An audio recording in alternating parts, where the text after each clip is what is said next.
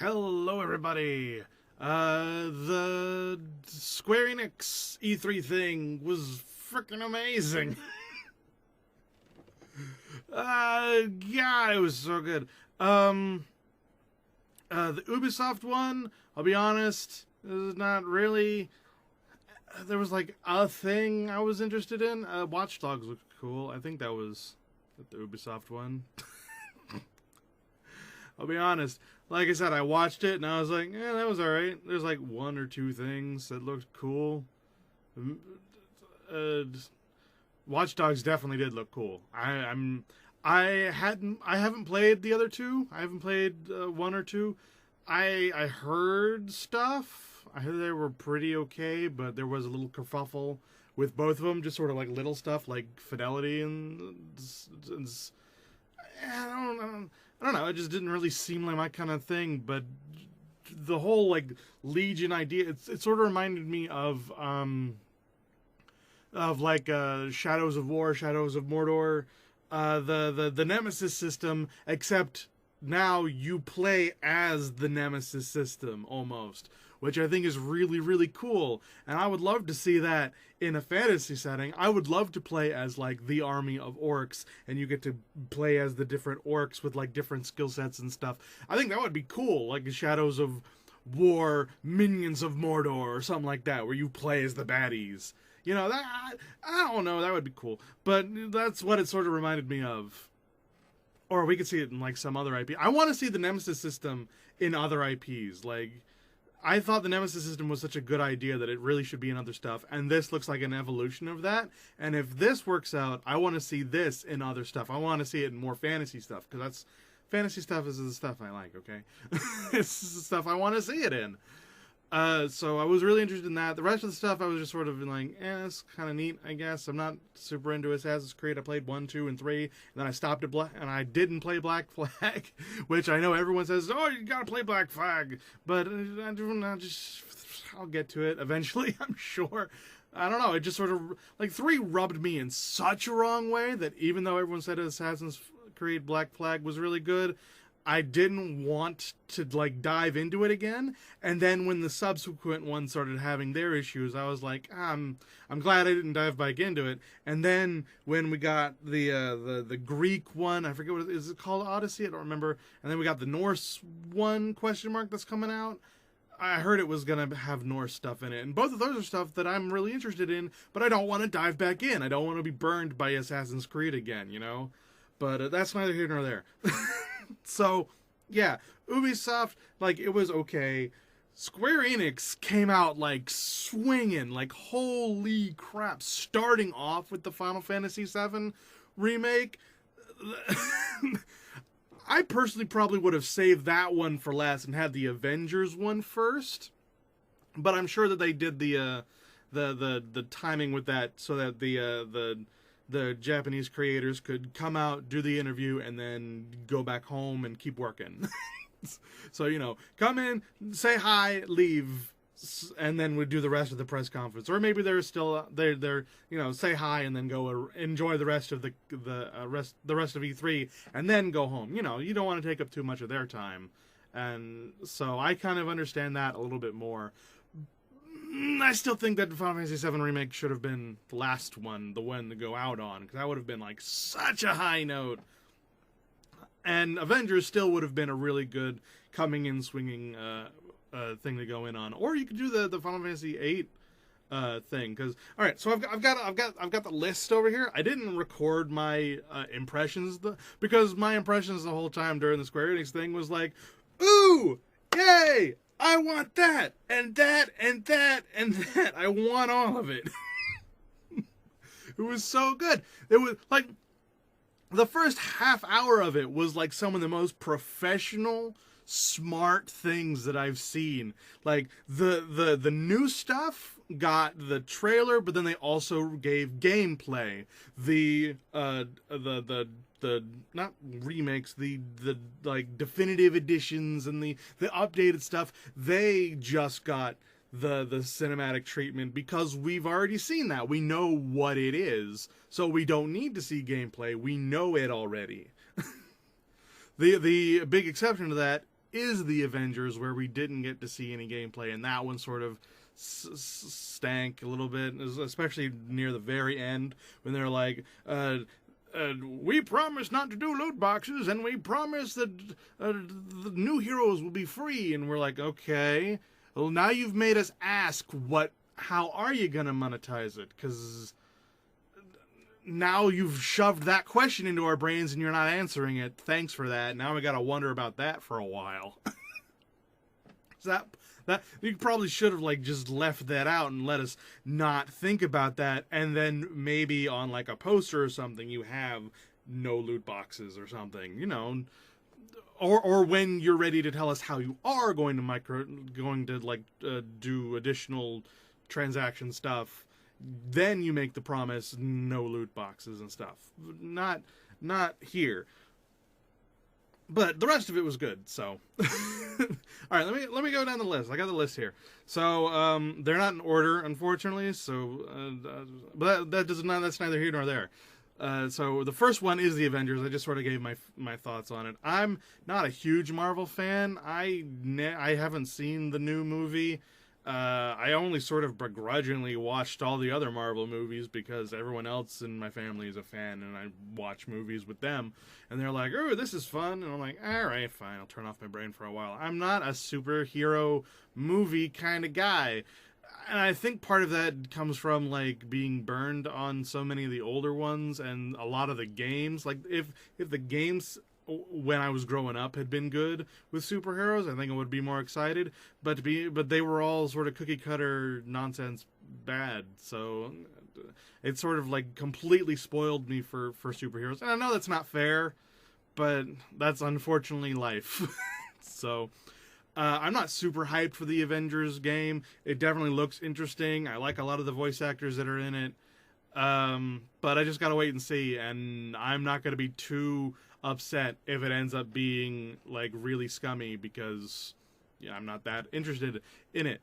But it definitely looked interesting, and if they add more superheroes like Spider-Man or something, some characters that I'm a little bit more into than the Avengers, then I'll look at it a little bit more. After that is Kingdom Hearts, the Kingdom Hearts update. The only thing I have to say about that is that in that gameplay thing that they showed, the trailer, they were playing as other characters. You saw them playing as Roxas and as Aqua at the point where you wouldn't normally be playing them. So are they gonna unlock all of the characters as playable characters? Because that would be awesome. I would love to play through the whole game again as Aqua, or play the whole game again as Ventus, or play the whole game again as Riku. Like, that would be great. Or are they going to have new content specifically for them? Or, like, is it just going to be, like, smaller sections where you play the parts where they're relevant in the game? Which I guess would make a little bit more sense, but it wouldn't be nearly as much fun as, like, playing almost a full experience as that character, being able to build that character with their specific stats and their specific playstyles. I think that would be so much more fun, especially if they got their own set of Keyblades, or they got variations of the existing Keyblades that were molded to them. I think that would be awesome. I think it opens the door for a whole lot, and I'm worried they're not going to do enough with it. Yeah, I think is the main thing. But I'm hopeful, because I liked Kingdom Hearts 3. It was short. It was a little short for me. So having some replay value in unlocking more characters and having their playstyles be unique would be great. I would love that. I would be all over that. So yeah. After that is the Dragon Quest 11. Dragon Quest 11. I'm interested in that. I wanted to play it, but I never really found the time. Like, I keep on wanting to dive back into the Dragon Quest series because I really liked the Dragon Quest games that I played, and I just never found the time to do it, and I really want to do it for this one, and it helps that it's coming to Switch. And it's going to be the definitive edition, which is great because I prefer playing the definitive editions of games like this that will have the updates, because I'm sort of tired of getting a game and playing it, and then there's more content that I just don't have, and I have to pay more money again to play it. I'm really sick of that, so I'm really happy that it's going to be the definitive edition on Switch. If they put out more content again after the definitive edition, then I'm going to be a little nettled.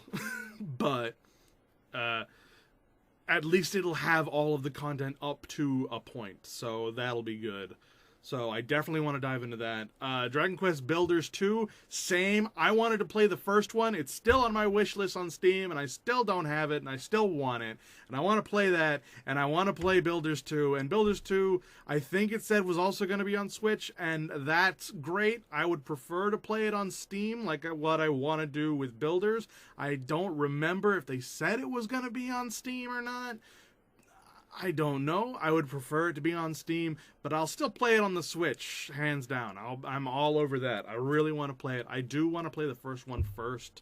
I don't know if you do. I don't know if you need to. I don't know if it's like a continuing story. Dragon Quest doesn't traditionally do that. It's more like the same sort of stories, but sort of uniquely told. You know, it's always the same, like, fun characters in roles as reference to other Dragon Quest games. Dragon Quest Builders doesn't seem to do that, but so I don't know if it's at all like gonna do anything like that. So I want to play the first one just to see if there is, regardless of whether or not they do it or not. I just want to do it so I can, you know, maybe find things that aren't there and get enjoyment out of that, because, you know, that has its own little like fun enjoyments of being like, this is a thing and it's a reference to this thing. It's not, but yeah, I feel happy because I think it is, you know. So I definitely want to play Builders. I definitely want to play Builders 2. All about that. The Square Enix music thing, whatever. I have YouTube. I bought the soundtracks years ago, and I still have some of them. I'm sort of content with the Final Fantasy music I have right now. If they're, like, re-upping it, and if they're doing, like, some remixy stuff, like what we saw with the Final Fantasy VII remake, where they changed the boss battle considerably, but it still had, like, little remnants of the original in there, then maybe. But it seemed like it was just, like, a music app, so I honestly don't care all that much about it. The Crystal Chronicles thing for Switch. Oh my god, I was so excited. I recognized that music like right away. It was the black screen and they played the music and I was like, oh my god, it's Crystal Chronicles! Because I love the Crystal Chronicles. I've played none of the Crystal Chronicles series except for the specific one that they showcased, which I think is just called Final Fantasy of the Crystal Chronicles. And it was the game that I didn't want to beat. I never beat it. I played it for hundreds of hours, just like the first like half of the game, and whenever I'd reach what I thought was the halfway point, I would just start over again, because I didn't want to finish it. I wanted to just, like, it was my casual enjoy game. It was the game where I'd, like, go to the old zones and stuff just to enjoy myself. It's sort of like what people do nowadays with, like, Skyrim, where they go in and they just, you know, they do merchant runs and they do merc runs and they do, you know, they just play the game and just enjoy being in the world. That's what I used to do for Crystal Chronicles. And funny thing is, I didn't even own the game. I would rent it from Blockbuster like every month, because it's like, okay, we can't buy a game, but you can rent one. And I'm like, oh my god, there's all these games that I don't recognize. I don't know if any of them are good. I haven't heard of most of these. They've got Crystal Chronicles, safe bet. And then I would play it for like 2 weeks straight, and then we'd have to send it back to Blockbuster, and then I'd rent it again. And I would do that for like 4 years until eventually they didn't have it in stock, and then eventually Blockbuster went away. So that was like a huge memory for me, and it was so ingrained in my brain that I recognized it immediately, and I was so excited, and I really want to play it on Switch. I'm so excited for it. I really want to play it. Going down, we got the the new Final Fantasy Brave Exvius thing. I don't care about mobile. I've got a potato phone. It has enough space for one mobile game at a time. And it ain't that. it ain't that. It's not powerful enough to play anything. It's not even powerful enough to play Hearthstone. So, no mobile game is gonna interest me ever. And that's not even considering the fact that mobile game, it has completely ruined all of its reputation and now is seen as mostly a potato. So, I honestly really don't care. If it gets put on like Steam or something, maybe I'll play it, but I doubt it. Otherwise, I just don't care. Sorry. Moving on, Dying Light 2. I never played Dying Light 1. It didn't seem like my cup of tea. So I got nothing to say about it. Moving on. Outriders definitely looks interesting. I'm not a super shooter kind of guy. I've talked about that before. I'm not traditionally into shooters. But they were so vague about it, I don't actually have enough information to make a concrete decision whether or not I'm excited about it or not. So I'll wait for more info. Next is the Final Fantasy VII remakes. I've talked about it like 3 times already. Let's talk about it again. Holy crap! I was super worried about the combat. I think everybody was. Everybody was worried about the combat because they said it wasn't going to be turn-based. And we're like, are you insane? Are you nuts? You're remaking the game for the fans. You're not going to have the original combat system of a Final Fantasy? That's like 70% of the game, with the other 30% being the story. The graphics didn't even play a part in it until Final Fantasy VII, so we didn't actually have that expectation of Final Fantasy VII when it came out. So it was 70% 70% the gameplay, which, you know, it wasn't perfect, it wasn't great, but it was 70%. We were excited at 70% of the story. It was probably more like 80 or 90% of the story.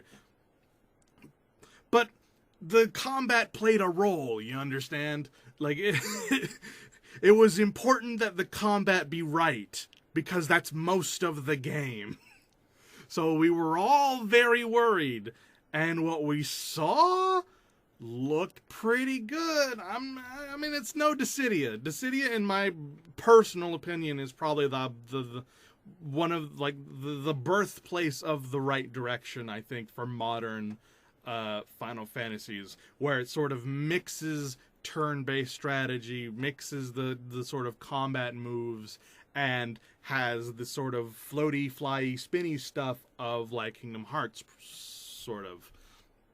I think that was the birthplace of the right direction. This is a whole new paradigm, and I love it. It's a good compromise between the two. It is a compromise between the turn-based strategy of old and of the more modern, fast-paced, hacky-slashy stuff. And I think that's great. I think that's a great idea, and I think that it works fairly well. It did make that boss fight drag. I don't know if anyone else noticed that. I mean, yeah, that first boss fight takes maybe 5 minutes or so in turn-based, but there's a difference between taking 5 minutes or so in turn-based versus action. 5 minutes of action, even with it keeping going to, like, different phases and stuff, it still felt a little draggy on-y, especially when I saw Barrett doing 1 damage, 1 damage, 2 damage, 1 damage, 1 damage. Like, that feels terrible. But maybe that was just like an example of the gameplay, in which case I'm totally down for it. Like, I like the idea of the compromise system, and in fact, I would like to see that being refined and progress through it. I would actually like to see, if Final Fantasy VII does well with its quirks that we know are coming, we're still not sure about the whole episodic thing, but if it ends up working out, I would love to see the next one being Final Fantasy IV with an advancement of that system where you sort of take more to the air with the combos and stuff. I would like to see, just using Final Fantasy VII as the example, I would like to see an ability where you could press a button and consciously do an uppercut that knocks the enemy into the air, jump up, do 1, 2, 3 slash, pause into tactic mode, go to Braver, use Braver, slam down, and the enemy drops down and hits the floor, bounces off, you come down, and you continue your combo. That would be amazing. And if they were to evolve that into, say, like Kane's jump ability in Final Fantasy IV with a full remake system using this new system, I think that would pave the way for them to then focus on speed and making it not episodic, maybe remaking 1, 2, and 3, maybe together as a package, or maybe doing like a best of sort of thing, where it's not the full games, it's just like highlights of them, just, you know, for fun. I don't know how well that would go over. I think people would prefer the full game, but to be fair, those early games didn't have nearly as much plot to them, so I think you could get away with it being more of an action-y, hacky, slashy sort of thing, and having them compressed together or in small snippets. Especially if you're going to be trying to play around with like the class system or something. And then once you have it fully refined, maybe remaking Final Fantasy VIII and Final Fantasy IX. Final Fantasy IX is my favorite. If they fuck that up, I'm going to be really upset. They haven't said anything about it, and right now I sort of hope that they don't, because I don't want them to fuck it up. But if what I just said came to pass, I think I would be, and they've had a chance to refine the system in the ways that I've specified, which, you know, is like a 1 in a quadrillion chance that they would even consider doing something like that. But if they did, I think I would feel confident in them remaking 8 and 9 with that sort of Dissidia, Kingdom Hearts tactical ATB system, almost turn-basy hack and slashy system that they've got going. I think that would be really cool. I would be totally down for that. I would be an old man playing the game like, this is the most best thing ever, because it'll probably be like 2050 before any of that is even considered. But yeah, Final Fantasy VII Remake, the combat looks good. The graphics we all knew were going to look good. The voice acting was okay. Barrett sounded a little generic, but at least everyone else sounded good. So, I mean, Aerith sounded good. Tifa sounded okay. A little bit too vulnerable for her character, in my personal opinion, but that's just me. If they're going off the original script, which they very well might be, then I'm totally down for that, and I'll accept flack for being wrong. But I don't know, she sounded a little to me. She looked good though, and I'm very glad that we actually got to see her. I love the little the tease that man had, where it's like, when are we gonna see Tifa? Soon. 5 minutes later, there's Tifa on the screen. We see her. You tease. So that was great. That was great fun. Totally down for it. I'm hoping the episodic thing doesn't ruin it for everybody. I'm hoping some of the controversies of the time that I am hoping still make it into the game won't ruin it for everybody. Other than those two things, I think Final Fantasy VII Remake is going to be pretty good. So, other than those two very specific things, my fears of that are completely assuaged. So, almost assuaged. 80% assuaged. Assuaged is a weird word. I'm not entirely sure I'm using it right. Moving on. Life is Strange 2? I thought it was cool to see Jacksepticeye at E3. Other than that, I'm not interested. I don't know. It never seemed like my kind of thing. I didn't even watch Jacksepticeye play it originally. So I might have to go back and watch it now.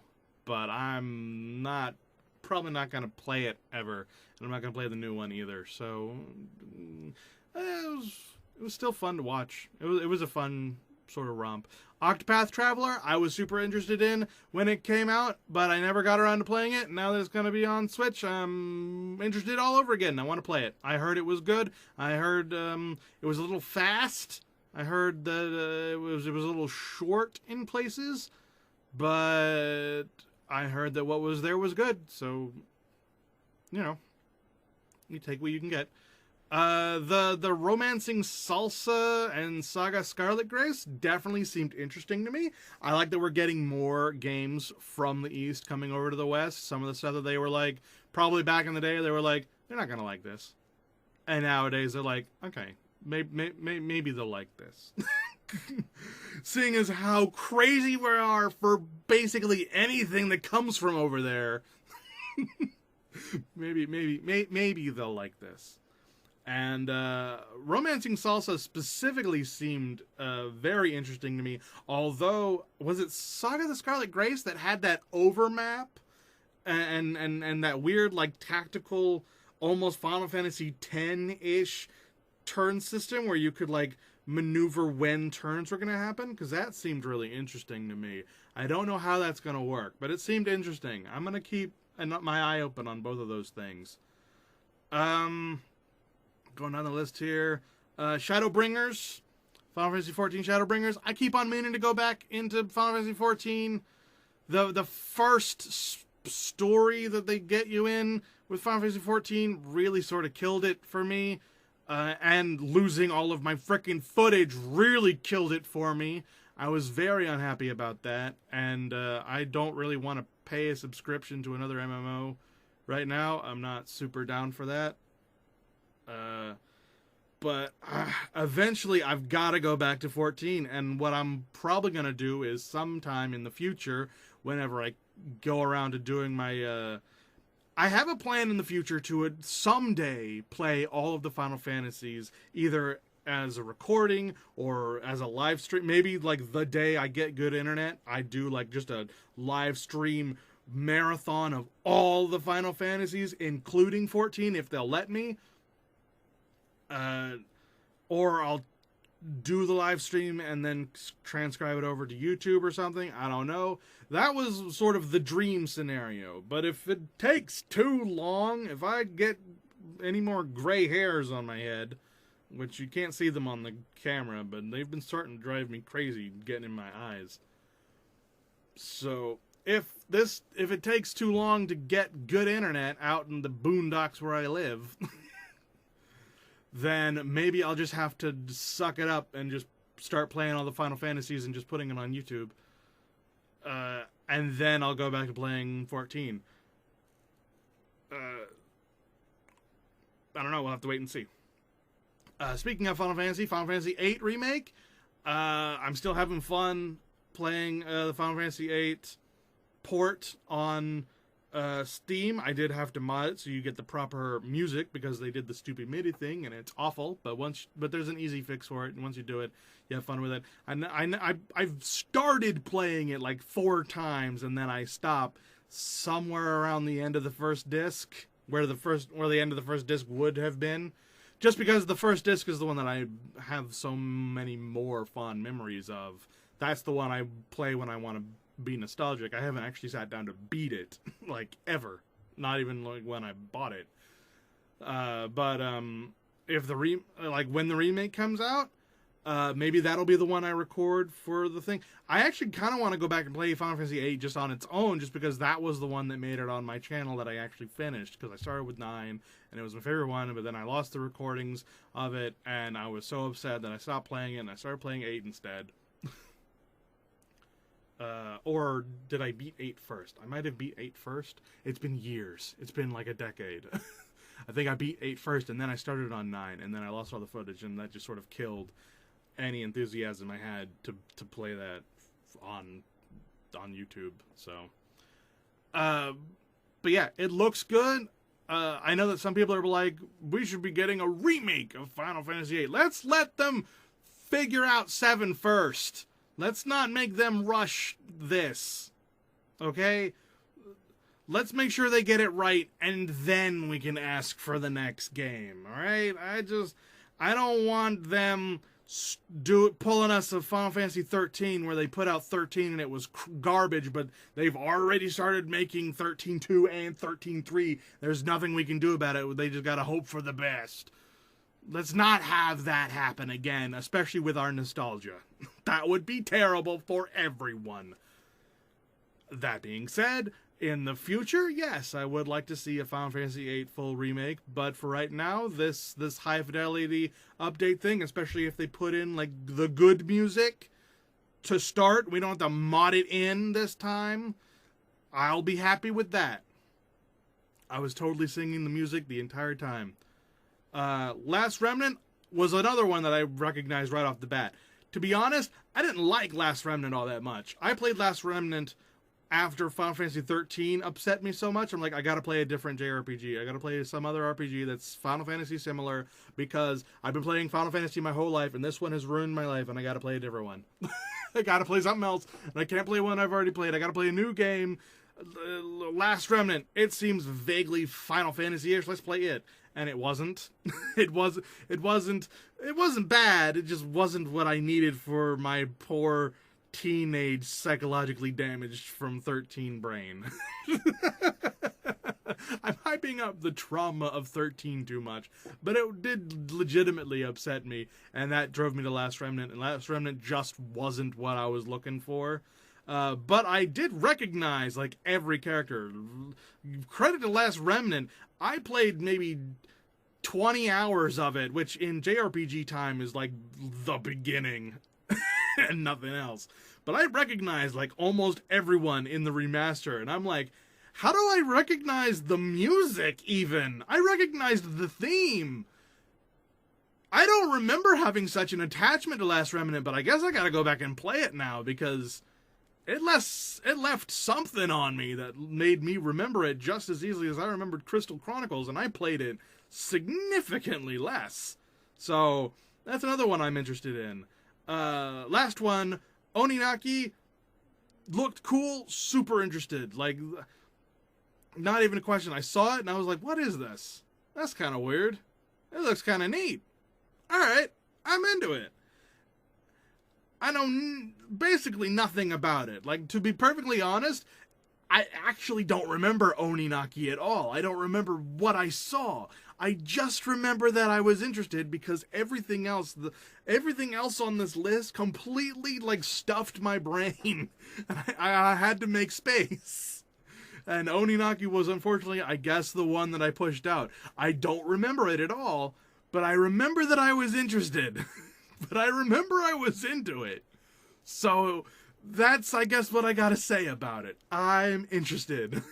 I don't remember it, but I'm interested. Holy crap. Square Enix just kicked the crap out of everyone else at this E3.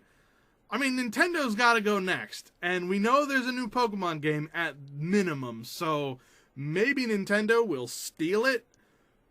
But they got a lot to contend with here. Like, I thought this was going to be like when there was only like 3 games from Microsoft I was interested in, nothing from Bethesda, like 2 or 3 games I was interested in from the Ubisoft and all the others. I was like, cool, I'm up to like 6 games in like 2-3 days. This might actually be unfortunate for people, because I'm much more lenient when it comes to game. I know this about myself. I'm way more lenient about games than most other people I know. And so if I've got 6, most other people probably only have 2 or 3, and that's terrible. But then, Square Enix, holy crap. Kingdom Hearts, the 2 Dragon Quest games, Final Fantasy VII, Octopath Traveler, Crystal Chronicles, Last Remnant, Final Fantasy VIII, Oninaki. Like, almost everything on here was either very professionally put out or is something I'm legitimately interested in. And I'm not a Square Enix fan anymore. Like, I basically went cold turkey after 13, and I hadn't played anything of theirs in a while, in a hot minute. So, like, oh, woof, woof. I know that there are some people who are like, oh my god, the Avengers looks awful, and oh my god, this, that, and the other. And I think they're just sort of really, like, still really sour about the rest of E3. Maybe it's legitimate criticism, especially when it comes to Avengers, but I think a lot of it is, like, still sort of sourness, especially from the previous, like, Bethesda thing. Holy crap. But, like, if Nintendo wants to take it away from Square Enix, they gotta pull out big guns. Like, big guns to the point where it has to be a surprise. It's gotta be something that I can't even imagine. It's gotta be, like, it's gotta be, like, Pokemon the MMO, or something like that. It's gotta be something crazy. Legend of Zelda Breath of the Wild 2, and it's a prequel to Before It Was Destroyed, or and you get to play as the Hyrule, or Breath of the Wild Hyrule Warriors open world. I don't know, it's got to be something, like, you know, it's got to be something I cannot fathom. And it's got to show gameplay footage of that thing. It can't just be cinematics. Like, that's what they would have to do at this point, because they're not going to beat them on numbers. Like, Nintendo could put out everything. They could put out everything they've got. They could put out a Metroid, a Star Fox, a Pokemon, a Mario. They could put out a Sonic. I know Sonic is Sega. I mean, they work with Nintendo a lot, so they could put out a Sonic. Like, they could put out as much as they want. I don't think they're gonna beat Square Enix on hype and numbers. They gotta go on pure hype, and to do that, they'll have to do something new. Having said that, Silver Medal would still be amazing. Like, let's be frank, they don't have to do much to win the Silver Medal here. They would have to have 2 good games. And, like, maybe show some Pokemon, like a Pokemon cinematic. Maybe. That's all they'd have to do. If they had one of the other things that I mentioned, and then another game that looked cool, and, like, a Pokemon at the Nintendo, that's the Silver Medal, just, like, firmly in their grasp. Because nothing else really has come even that close. So, I'm excited. I'm looking forward to it. Nintendo has a pretty good track record of not being a massive disappointment, at least not to the level that Bethesda was, and not to the level that some of the previous E3s were in the past from these other companies. So, you know, not a whole lot downside left in E3, so I'm looking forward to it, and I'm excited for it. I'm probably not going to make a video. I only made a video about this one because I had so much to say about it, and you can tell I had so much to say about it because this video is almost 40 minutes long, and I'm really hot. So, I'm going to go now. I'm going to upload this video and maybe get my fan and go to sleep. Maybe not that last one. Maybe. Goodbye, everybody.